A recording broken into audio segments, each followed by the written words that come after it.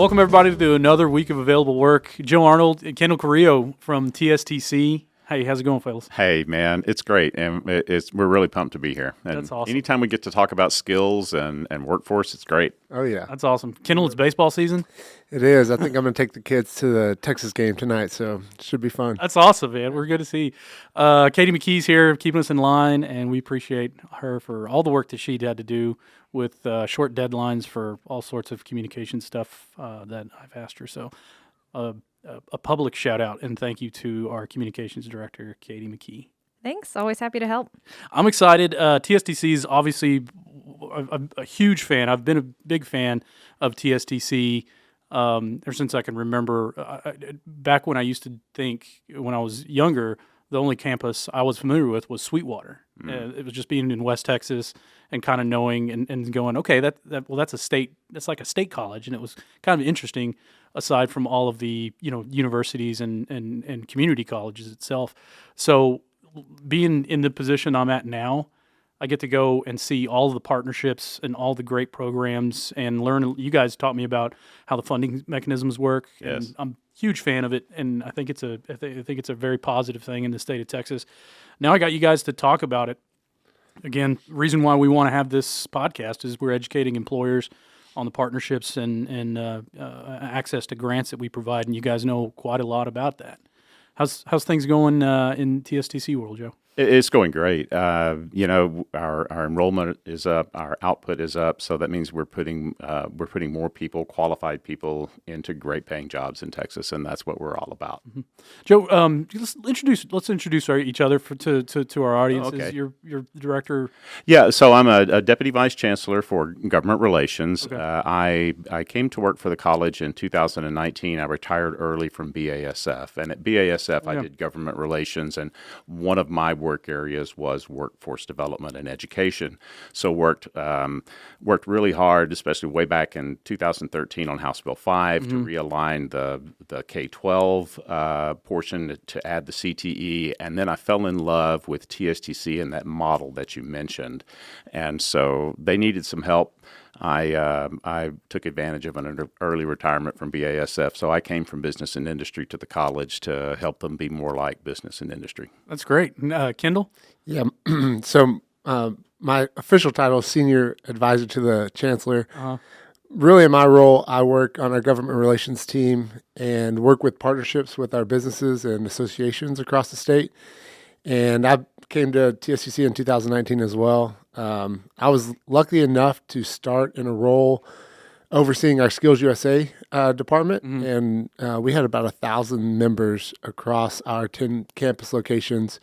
So our students could go out and show the skills that they actually learn in the lab space and actually compete, which was really cool for me, having a background in athletics. And so I got to learn the college operations pretty intimately, and so it's really translated into the legislative world to be able to talk about what we do and how we do it and why it's so important. And so I'm from Sweetwater, so Oh yeah, that's right. Yeah, totally. So very, very familiar with TSTC growing up, and just really happy to be back and be here and be able to have the impact that we're having across the state of Texas. Kendal, you talked a little bit about partnerships. You want to expand a little bit about how does TSTC partner with industry and provide that as how does it really relate to teaching skills to students when they're coming through the college? So we have a couple of ways we do partnerships.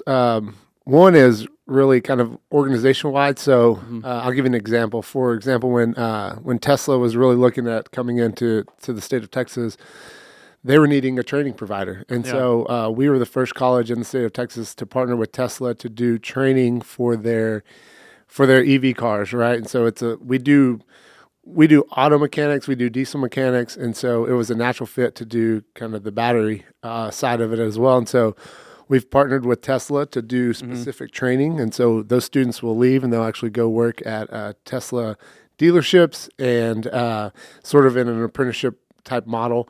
And then we also do partnerships where it's kind of customized accelerated training, which is a big piece of our business that we think is really going to grow in the next 5 to 10 to 20 years, where we're going out talking with business and industry about what are their needs, what are their workforce needs, and how can we develop something that is responsive to that? Not necessarily saying, here's what we have, we'll put it on, will this fit what you need? It's more of a partnership saying, let's create something that's unique for your specific business and for your specific employees. And then we'll build that, do the training, and then, we can always revisit it and go back and do more training if we need to. Yeah, I think that's probably one of the biggest impacts that we can give to employers on supporting their own workforce and to the detail. I was able to visit I was at Red Oak up there in the DFW area, and we're talking about large manufacturers, even from here in the U.S., outside the U.S. They're looking, and of course we continue to hear from the governor himself that more Fortune 500 companies are coming here to the state of Texas, and the impact of new industry that's looking for space. But their first question is, where are we going to get the workforce? You guys get that a lot, I'm sure, right? Tons, absolutely.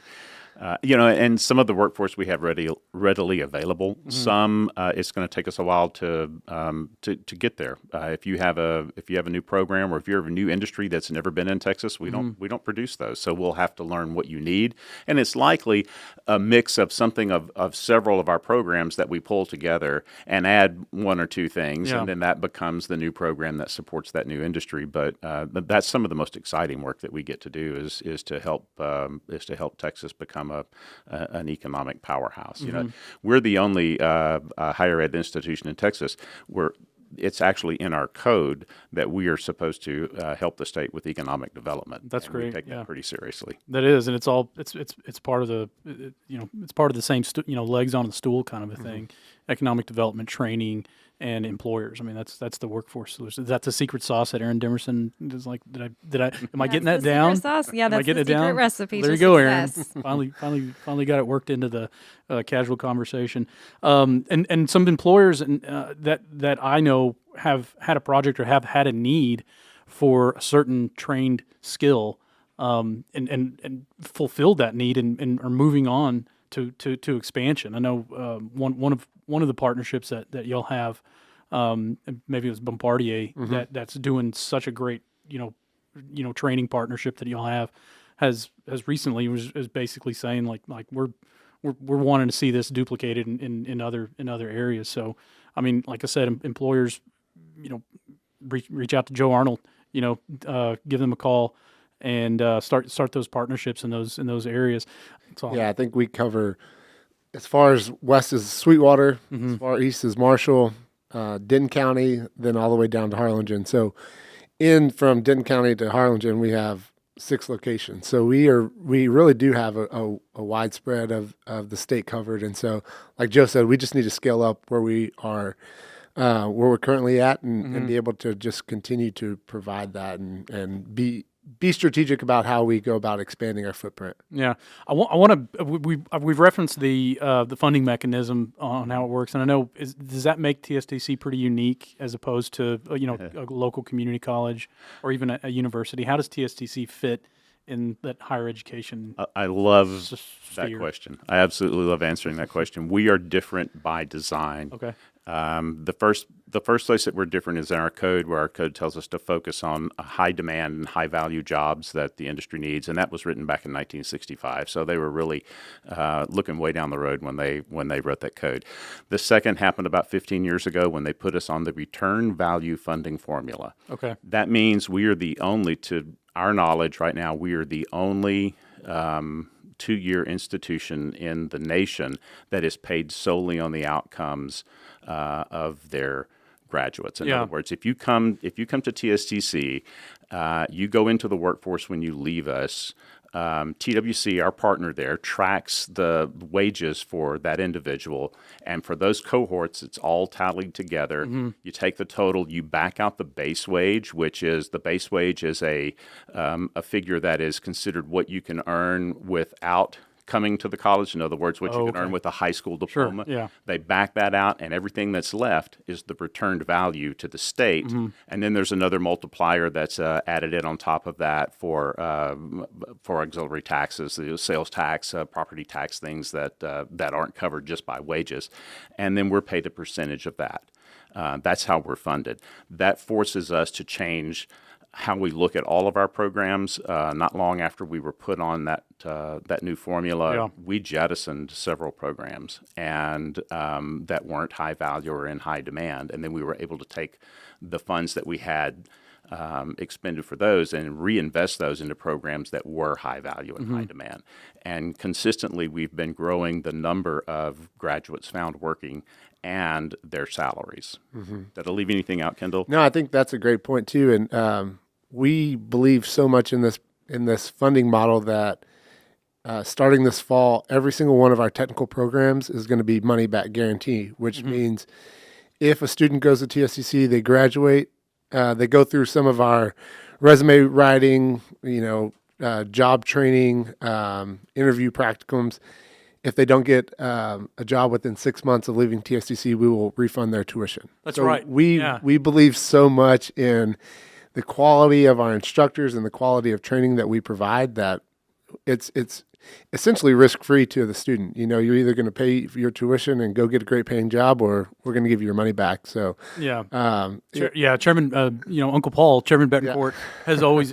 I think he loves saying that. He'll talk about that. It's like, this is the only educational system that if you don't get your job out of however it was, they'll give you your money back. Yeah, That's right. Exactly. Yeah. It's really cool to just be able to tell students that and tell parents that, a lot right? of confidence. It is, and it's a big risk going to college. And to date, we've never given anyone's money back. That's right. Right. Good never point. had to. Hey, yeah, good point. Good point to make that. Let's talk about some specific training programs y'all have. One of them is the Professional Driving Academy, and would like to see. Let's just basically kind of talk about that example. I mean, this was brought up to meet the needs of our transportation needs in the state of Texas, right? Mm-hmm. Yeah, I mean, if you look at it, the need for CDL holders in the state of Texas is just growing across the nation, but specifically in Texas. And so we've really launched that program. We've had it for 15 or 20 years down in Harlingen. We've expanded that to our Fort Bend campus, Marshall, and most recently out in Abilene, Sweetwater, Brownwood, and Breckenridge. I think the biggest thing is when we expanded out into West Texas, I think Representative Lambert came to us and said, hey, there's a need out here. What can y'all do? And in 6 months, we were able to spin up a program with new equipment, new space. It takes a lot of space to do the training and get students through the training program. And because we've been so successful as a state agency, we are actually partnered with DPS to be a training and testing third-party tester. So y'all gets it all done right there. Exactly. So it really streamlines the process. So you're able to do your training and testing in about 4.5 weeks. Which, if you're seeking a job with the CDL, you don't really have time to be out of the job market for longer than a month. So it's really helped us be efficient with it. We've actually partnered a lot with TxDOT as well to do training for their employees. And so it really is something that's been unique for us, and we're the one-stop shop, right? So if you have safety issues or things that you would need from a state agency, you can come to us and we can fix it at all of our campus locations. And so we have a legislative priority to get some funding to help expand that program even further. And so we really believe in it. We know that there's a need, and we just keep hearing employers saying, hey, we not just employers, but also ISDs, right? Yeah. I mean, we're looking to expand our Class B training, and so school buses is a big priority for us as well, because ISDs are struggling to get qualified bus drivers as well. Sam in our office, he was a firefighter there locally up north. And this was one of those creative solutions that I can't remember what community had to be somewhere in Williamson County where the ISDs were struggling to find bus drivers. So what they did is they went to the the fire stations and basically on their off shift they were all Class B certified already, and can't think of a better person to be on a school bus than somebody that's trained that way. And it was a good creative solution to that. So we're all about that. I love hearing that type of hearing that type of partnership and connection where it just kind of stuff that just makes sense. But getting back, can we talk about a little bit about the student experience? I don't know if y'all able to talk about a student either graduating from high school. Who do y'all see walking through the doors at TSTC campuses? Do they know that they want to be in the HVAC training? They want to go in a specific route. How much coaching does TSTC let them? Welder, truck driver. When they're looking for a skilled trade. Do they know what they want when they're coming in the door, or is there assistance in that? Go ahead. That's a great question because I think it starts at the middle school level, right? Yeah. You're trying to get them educated on what career and technical education really is. I think we've done a really good job over the last 5 years or so of trying to educate the influencers at the high school level. So we actually bring in high school counselors in the summer. Good. To educate them on what we do and then the jobs it leads to. So that's kind of one piece of it. Students, they kind of know what they want to do. There's a little bit of aptitude testing, right? Like if you don't like heights, you probably don't want to do our wind energy program. Yeah. If you don't like fire, you probably don't want to do welding. And so there's some of that. Actually, in Waco, we just redid our the John B. Conway Center, which is where our chancellor sits. We have a visitor center. And so you can actually walk in and see the technology that the students will use in the classroom. So they can kind of get an experience of, hey, what does this look like? And it has kind of a kiosk where you can go through and select an industry that you may be interested in. It'll give you facts. Somebody will talk to you about it. So I think really trying to educate them on the front end in high school when we're trying to make that decision. And then the students we see, about 65% of our students are Pell Grant eligible. So these students are coming from a lower economic background. Okay. And so sometimes that's all they've known, right? That's their parents are in the industry. They've done something. Their uncle was a welder, went to TSTC in Waco, and so that's what they want to do. And so we do get a lot of students where you can see the immediate impact on their families. And that's why we have a TSTC Foundation that is also there to help with scholarships or with just emergency funds. Our students, we like to say a lot of times is they're one flat tire away from dropping out because of the needs. And so we're trying to provide all of those wraparound services as well to make sure that not only are they starting at TSCC, but they're completing and then getting into the job market and going to get a great paying job. That's awesome. Yeah, and I think that's just incredibly important. And then we're talking about exposure. It's like when students that are coming out of high school or, as like I said, we're trying to get at them as early as middle school. And I kind of always want to reference, we all remember Career Day, and that was, we're who did what and what that's like. I always feel like things would have been different if I were to be able to walk through some area of a job and to kind of experience what's a day in the life of that person. Yep. What did that be? Do I see myself enjoying that and being happy with that? But I think it's great that is available for students, and we can point people just walk in the door. There's a visitor center pretty much everywhere in every one of those campuses. So. Go ahead. Always talk about it. I was just going to say the conversation began several years ago, and it's gaining momentum now as to what is the value of a college education, and whether it's a 2-year college or you go and get a PhD. If you listened the other day to in the higher ed hearing, the chancellor at Tech said, "Hey, the enrollment cliff is coming. And the cliff is coming because there are fewer students coming to us, and then there's the micro effect where they're not coming to us but going to a 2-year to learn a technical trade."